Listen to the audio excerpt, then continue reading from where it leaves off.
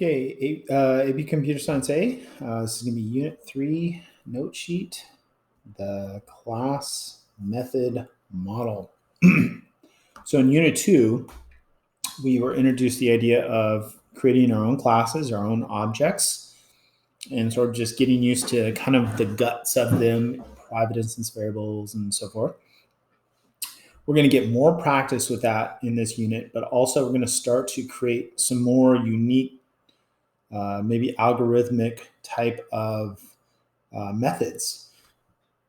And so we're going to really kind of try and learn the ins and outs of creating methods. We've already been using them a bit. Getters and setters and toStrings are very simple methods. So we're going to write some notes over here that we're then going to type up for in a video. But let's just write them out first. I'm going to write pretty small because I'm going to try and fit a bunch of stuff on here. So let's see. We're going to start with public class spaceship. So this is a good review of everything we did last unit. We're going to review it again right now, which is actually good practice for your upcoming test on Unit 2. So I usually try and do this before Unit 2 test because just have some good. And then even just trying the first couple assignments from Unit 3, it's going to be really helpful for your Unit 2 test. I'm going to even add some little comments here. So the first thing we do usually in a class is we define the private instance variables. We declare them private instance variables. So we're going to do a spaceship, maybe to be used in like Greenfoot or something. We could create a spaceship. We're going to keep it simple for right now. We're going to say private int speed and private int direction. So a numerical value, maybe like an angle or something like that. Now we don't initialize them here. We just declare them, and they should be private. That secures them from other classes. Okay, so then we're going to do the constructors. So let's see, constructors 0 and multi-arg. Now you don't have to have a 0 and a multi-arg. You don't have to. You could have one if you just want. We could have like 5 different constructors we wanted. So we're just kind of using this as a basic template for right now. And then we'll start to see more unique, creative ideas later on. So the constructor should be public, so that it can have access to, and then it's the name of the class, which should start with a capital letter. Name of class should be a capital letter. Variable should start with lowercase letters. And then the 0-arg version just has empty parentheses, because in the parentheses, if we are expecting arguments, we're going to define what we expect, what type, and give them names. So maybe for the 0-arg constructor, a lot of times I call it a default constructor. You might just set the values to some really basic, very empty default values, like 0 for numbers, false for Boolean, null for objects. So, of course, we're going to comment our ending curly braces, end 0-arg constructor.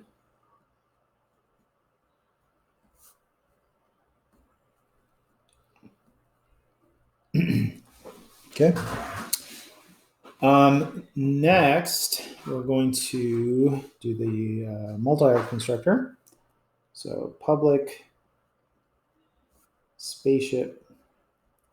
Now, we don't have to, but often I will expect that I'm going to read in the arguments in the same order that maybe I define them up here.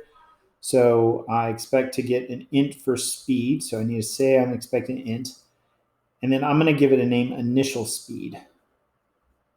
And this is a variable that's going to hold the argument that the user is giving me that I'm then going to put and assign to this guy here. Speed equals initial speed. Okay. And then I'm going to expect another int for direction, and I'm going to call that initial direction.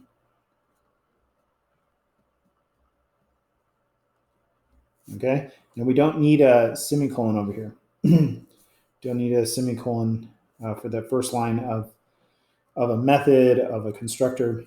So we're going to say direction equals initial direction. Now, the order of these matters.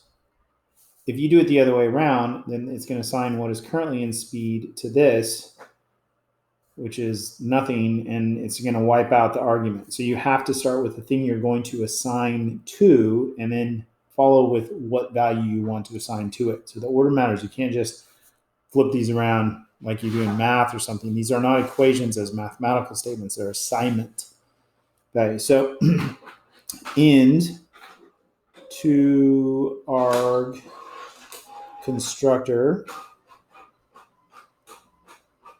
Okay. So we have our constructors. All right. And so the next thing we're going to do is let's go and do a toString. That's a very typical method. So I'm going to say public. So you got to say if it's public or private. And then you need to, with methods, you need to say what we expect to get from it. It's going to return a string. Okay. And then the name of it is toString. So that's a big thing with methods. You have to say if it's public or private. And then you have to state what kind of thing we expect to get from it. The toString doesn't actually print anything out itself. It's zero arg, so there's empty parentheses. In fact, I shouldn't put the semicolon there. And so then inside, I'm going to return, or I might do something like this. Let's expect that things are going to get a little more complicated. We might maybe create a variable to hold a string, and then add stuff to it. We could say, well, message equals, and I'm just using message generically. I mean, you can use whatever variable name you want. You could say the speed is, and then put an extra space, and then plus speed. So speed is a number, but it gets changed to a string when you add it to another string. In this case, it's called concatenation. Plus, let's say I want the next line on a new line. You know how we do the ln?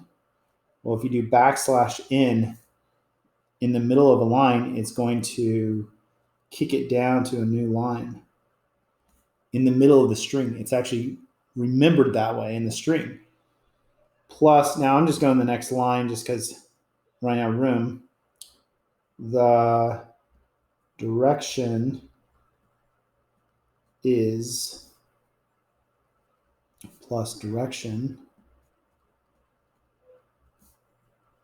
So kind of interesting. And then we got to return it. We got to return something. So we finished building it. So now let's return it. Return message. So that's going to be end method toString. Okay, so it's a little more complicated toString than maybe we did before, but we're going to even see even more complicated ones. Like what if the private instance variables include an array of objects and you want to print them all out as part of the toString? Well, you're going to have like a for loop in the middle of your toString that you continually build the message on. So we have the toString. It's kind of a big deal. Let's see, what's next? We could do some getters and setters. So a lot of times we'll do getters for everything, I'll probably I'm just going to do one for right now. So I'm going to do public. So we make it public. It's going to return something to us. The getter, in this case, is going to return an int if we're getting the speed or the direction. And then a good name would be, get speed. Now it's generally zero arg method because you just want to get something from the method. We're not trying to provide anything to it. And it's as simple as this: return speed. A lot of times getters are just that simple. End method get speed. Okay. So we got getters. I'm just going to do one, but a lot of times you do one for each of the private instance variables. And then setters, public. Now, for setter, we don't expect to get anything back. We're actually just giving values to the class to assign to the value. So it doesn't return anything. So we put void here. Void means it's a method that doesn't return something back to you. And I'm going to call it set speed. And we do need an argument here because we need to set the speed to a new value. So what's the value? Well, it needs to be an int. And I'm going to call it new speed. So this is a variable name that the variable that's going to get stored into when the user uses this from another class. And then I'm going to say, okay, well, speed, the current private instance variable speed, is now going to equal the new speed. We're going to replace its value with this. So that's going to be end method set speed. And so those are your setters. So far, I haven't done anything new. This is just really good review of Unit 2, the new stuff in Unit 2. But typically, we're going to have some methods that actually, do something. So I'm just going to write a couple examples here using some, I don't know, just some different variety of arguments and stuff like that. So a lot of times they're public, but they could be private. They could be a method that gets used within the class by itself. Maybe it's a helper method, a method that another method uses to do something. But usually they're probably public. And so let's say we're going to say double. I'm going to call it find aliens because we're in a spaceship. And so then maybe I might say, well, int distance. So find aliens within a certain distance of my spaceship and at a certain angle. So I'm going to tell you where to look for them. Okay. And then it would return, I don't know, the coordinates or something with the alien. I'm not going to actually do a real method. I'm just giving you some examples. All right. And we'd say, well, end method find aliens. Okay. So that one takes 2 arguments, returns double. It is possible, public, it's possible for a method to return an array.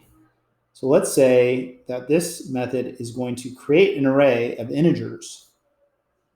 And so here's an interesting application to a problem we did back in Unit 1. We did the Unit 1 quadratic formula problem, right? And there was usually 2 answers, or 1 or 2 or none.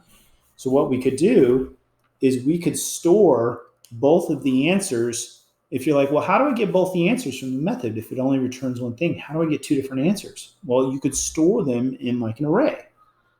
And then that way, you could get back multiple answers. So the arguments would probably be like int A, int B, int C for the coefficients of a polynomial, of a quadratic polynomial. And then in here, since we're going to return an array, we got to create the array first. Int array of ints, I could call it roots equals new int. Size 2 makes sense. It's only going to have 2 roots at the most, right? And then you could say, well, roots 0 equals all the code to find the first root from the quadratic formula, and then roots 1 would find the other one, right? So I'm not going to put all that code. And then you could return roots. You got to have a return statement on a method that returns something. Now the setter up here, set speed, we didn't need to return because it doesn't return anything. Void means it doesn't return anything. Okay, so that's kind of an interesting way to use like an array to help you return multiple answers from the same method. End method calc roots.